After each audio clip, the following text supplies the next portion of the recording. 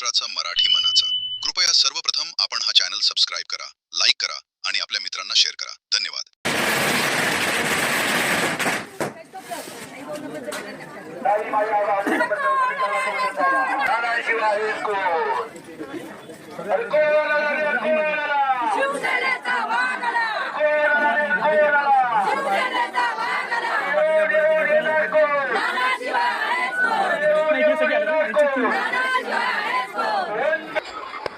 नमस्कार, मी अरुण पाटील. आपण पाहतात महाराष्ट्र. आज आपण मुंबई महानगरपालिकेच्या ज्या निवडणुकीची रणधुमाळी सध्या सुरू आहे, तर याविषयी शिवडी प्रभाग क्रमांक 206 या ठिकाणी शिवसेनेचे म्हणजेच आदरणीय एकनाथजी शिंदे यांच्या पक्षाचे उमेदवार श्री नाना आंबोले, संजय नाना आंबोले हे उमेदवार आहेत. आणि आज आपण त्यांचे मनोगत या ठिकाणी जाणून घेणार आहोत. कारण शिवडी हा अतिशय महाग असलेला हा विभाग आहे मित्रांनो. झोपडपट्टीने व्यापलेला हा विभाग आहे. फक्त संडास असतील किंवा मंदिरांचे सुशोभीकरण म्हणतात याच्या व्यतिरिक्त या ठिकाणी विकास झालेला नाही. आणि हळूहळू मराठी माणूस मुंबईच्या बाहेर गेला आणि परप्रांत्यांनी या ठिकाणी बसस्थान बसवलं. अशा एका अडचणीच्या वेळी खरोखर मराठी माणसांचा कैवारी कोण आहे हे मुंबईकरांनी आता ओळखलेलं आहे. मराठी माणूस तडीपार होणार, मराठी माणसा जागा हो. गेली 35 वर्ष आपण हे ऐकतोय.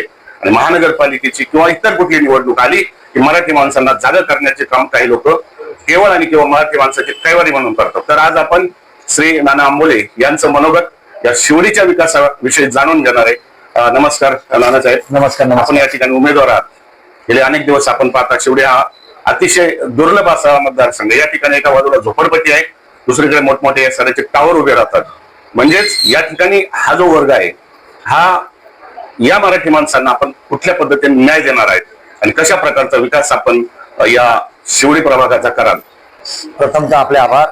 आपल्या दर्शकांना माझ्याकडनं शुभेच्छा आणि माझी संपूर्ण मुंबई महाराष्ट्राच्या मतदार राजाला विनंती की आपलं मतदान खूप कमी टक्क्याने होते. माझी आपल्याला अशी विनंती की मॅक्झिमम जास्तीत जास्त मतदान करा आणि देश रक्षण करा, एवढी माझी आपल्याला विनंती. 206 मधील सर्व मतदारांना माझी त्यांनाही विनंती की मतदान करा. मतदान करणं हा आपला हक्क आहे आणि तो हक्क बजावा आणि योग्य माणूस निवडा. आता मी ह्या 206च्या विषयाबद्दल बोलेन की तुम्ही आता 30-35 वर्षापासून काय चाललंय याची थोडक्यात माहिती सांगितली. पण मला एवढंच वाटते की मला पक्षाने 206ला उमेदवारी देऊन मला खूप आनंद दिलेला आहे. मी आमच्या पक्षाचे मुख्य नेते एकनाथभाई शिंदे यांचे मी मनापासून आभार मानतो की ते नुसते तिकीट देऊन थांबले नाहीत, तर त्यांना शिवडी 206 बद्दल जी एक कळवळा आहे तो त्यांनी दाखवून दिला. मंगळवारी रात्री 11:30 वाजता ते आले आणि त्यांनी ह्या विभागाच्या जटिल समस्या ज्या भेडसावत आहेत मग त्या सर्वांसाठी आहेत. मराठी माणसांसाठी पण आहेत, इतर प्रांतांसाठी पण आहेत, इतर भाषिकांसाठी आहेत.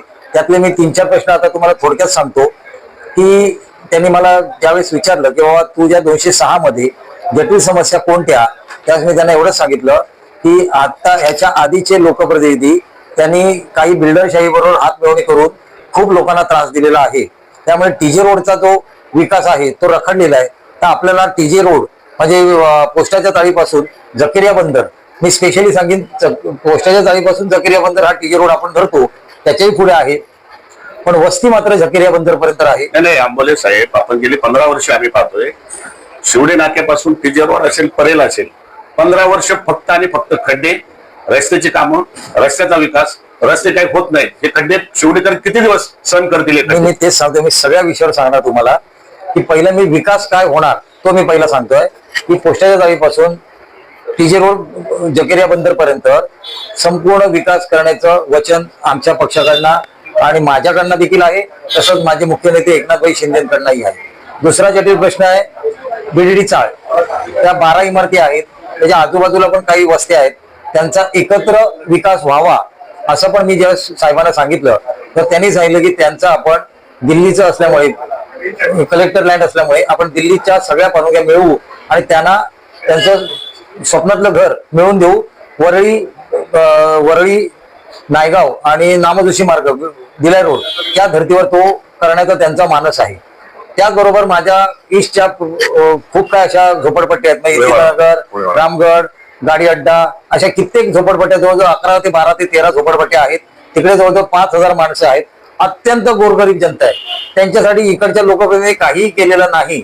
पण आम्ही यायच्या आधी, निवडून यायच्या आधी त्यांच्या कामाची सुरुवात केली विचारात ना, की आम्हाला त्यांच्यासाठी पण जसं DDD चाळीचा पुनर्विकास होईल तसं तिकडे त्यांच्यासाठी राखीव भूखंड तयार करून त्यांचा विकास शिवडी विधानसभेलाच व्हायला पाहिजे, अशा पद्धतीने आमचं काम चालू आहे.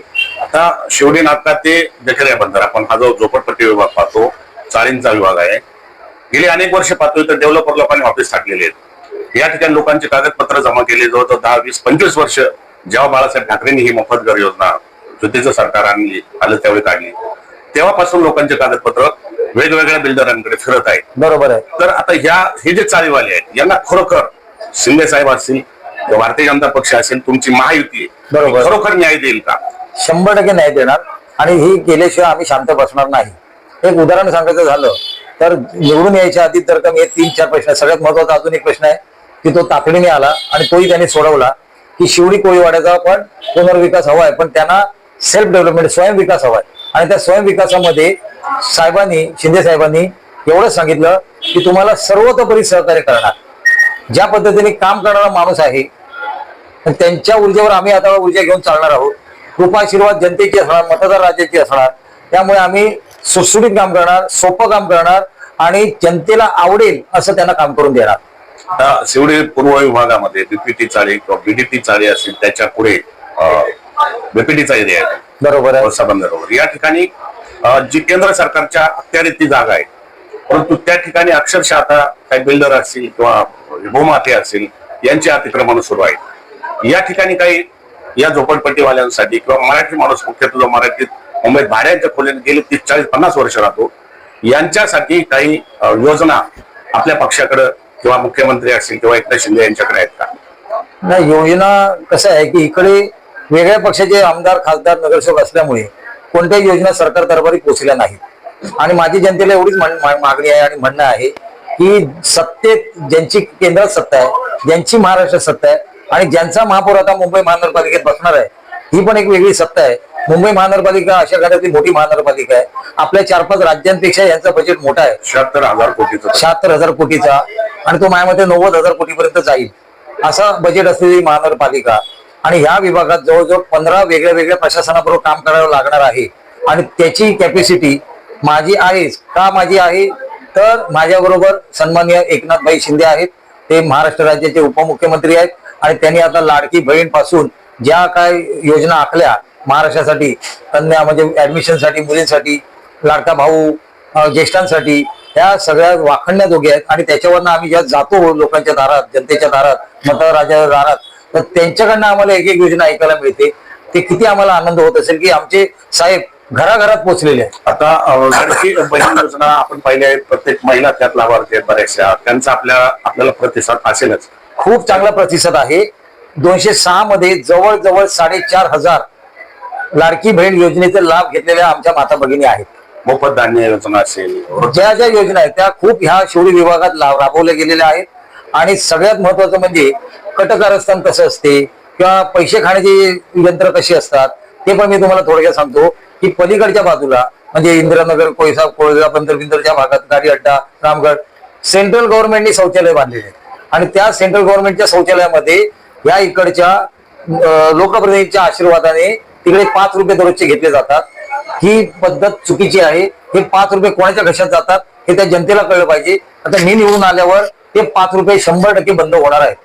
आणि मी ते बंद करणार. ती मोफत सुविधा आहे, मोफत त्यांना मिळायला पाहिजे. का तर ते स्थानिक आहेत आणि मूलभूत गरजा जर का आपण देऊ शकलो नाही आणि त्या मोफत नसतील तर शौचालय मुंबईत आहेत अशी 5-5 रुपये घेणारी, त्या वेगळ्या गोष्टी आहेत. पण ज्यांच्यासाठी ही सोय उपलब्ध करून दिलेली आहे त्याच्यामध्ये पण 5 रुपये पद्धतीने हे पैसे लुटतायत. त्याचा जनतेने विचार केला पाहिजे. आता आपल्याला शेवटचा प्रश्न आहे की मुंबईमधील किंवा आपल्या विभागातील नगरसेवक किंवा आमदार असतील, हे फक्त निवडून येतात SRA योजना लाभान्वित करण्यासाठी, त्यातून आपला कसा फायदा होईल हे पाहण्यासाठी. आता या ठिकाणच्या रहिवाशांना आपल्याकडून एकच अपेक्षा आहे की आपण SRA योजनेतर्फे त्यांना फक्त घर द्यावं आणि इतर ज्या सुविधा असतील ते त्यांना द्याव्यात. हे जर आपण काम केलं तर जनता निश्चितच आपल्या पाठीमागे उभी राहील असा आमचा अंदाज आहे. आणि मुंबईमध्ये हा जो एक लाट एकनाथ शिंदे यांच्या शिवसेनेची आलेली आहे त्या लाटेचा फायदा देखील आपणास होईलच. आता शेवटचा आपण सांगा की आपल्या शिवडेकरांना आपण कोणता संदेश द्याल? मी कटिबद्ध आहे. मी वचन देतो, आश्वासन नाही, की मी निवडून आल्यापासून पुढच्या 5 वर्षामध्ये मॅक्झिमम कामं रक्ताचं पाणी करून करणार आहे. का तर मी ज्या वेळेला त्या भागात फिरतो तर धारावीपेक्षा पण अत्यंत गलिच्छ वस्ती पलीकडच्या बाजूला उभी आहे आणि त्या वस्तीमध्ये गेल्यावर आमचे मन दुखते, रडते. आता लहान चिल्ली बिल्ली लहान मुलं ते त्या मातीत कचऱ्यात खेळत असतात. कचरामय विभाग आहे आणि पावसाळ्यात तर तिकडे कोण पाय ठेवू शकत नाही आणि अशा परिस्थितीत जर का तिकडे लोक राहतात आणि ह्या लोकप्रतिनिधींना त्याची काहीच काळजी वाटत नसेल तर हे डुकराच्या कातडीचे आहेत, गेंड्याच्या कातडीचे आहेत असं मला वाटते. शिवसैनिक आहेत जुने, ते बहुतेक एकनाथ शिंदे साहेब यांच्या बरोबर आहेत. बरोबर आहे. तर डॉक्टर दगडूदादा सपकाळ हे तर त्या दिवशी अक्षरशः ढसढसा रडले. खरं आहे. काही दिवस त्या दिवसात कार्यसम्राट आमदार म्हणून ओळखलं जायचं. आज त्यांची हालत अशी आहे, त्यांना कोणी विचारत नाही हे त्यांनी सांगितले. तर अशा लोकांचा जुने जे शिवसैनिक, आम्ही सुद्धा 35 वर्ष सेना भवन असेल किंवा शिवसेनेचे पदाधिकारी म्हणून काम केलं, परंतु आम्हाला आता कोणीही विचारत नाही. तर अशा शिवसैनिकांची साथ आपल्याला आहे का? बघा, त्यांचे आशीर्वाद माझ्याबरोबर सगळ्यांचेच आहेत. मला दूरध्वनीवरनं कुठे भेटल्यावर मला खूप जुने शिवसैनिक, आत्ताचे पण शिवसैनिक मला एवढंच म्हणतात की नाना, तू लोकांचं काम करणारा माणूस आहे, तू विभागाला न्याय देणारा माणूस आहे, तू निवडून आला पाहिजे. हे जे बोल येतात त्याच ऊर्जेवर आम्ही जनतेचं काम करतो आणि मी तुमच्या माध्यमातून माझ्या विभागातील जनतेला नुसतं 206 नाही, आता मला एकनाथभाई शिंदेनी पूर्ण ह्या विभागाचा विभाग प्रमुख केलेला आहे. विभाग प्रमुखाच्या माध्यमातून जेवढं मला काम करता येईल तेवढं मी करून दाखवीन आणि मला एवढी खात्री आहे की निवडून आल्यानंतर काही दिवसातच हा विभाग एवढंच म्हणेल की ह्याच्या आधीच्या आम्ही ज्या ज्या लोकप्रतिनिधींना निवडून दिलं ती आमची चूक होती. आज नाना मुले एकनाथभाई शिंदेच्या माध्यमातून, बाळासाहेबांच्या शिवसेनेच्या माध्यमातून धनुष्यबाण घेऊन आलाय, त्याला निवडून देऊन आम्ही चूक केलेली नाही. आम्हाला अशाच माणसाची गरज होती आणि ती गरज कामाची आहे. कचरा शून्य करायचा आहे, आरोग्यवर्धक करायचं आहे, शैक्षणिक वर्धक करायचं आहे, क्रीडावर्धक करायचं आहे. अशा विविध गुणांनी हा विभाग मला नटवायचा आहे. त्यासाठी तुमची आशीर्वाद आणि जनतेची साथ माझ्यासोबत असावी एवढीच माझी तुम्हाला साऱ्यांना आपल्या चॅनलच्या माध्यमातून माझ्या जनतेला कळकळीची नम्र विनंती. धन्यवाद.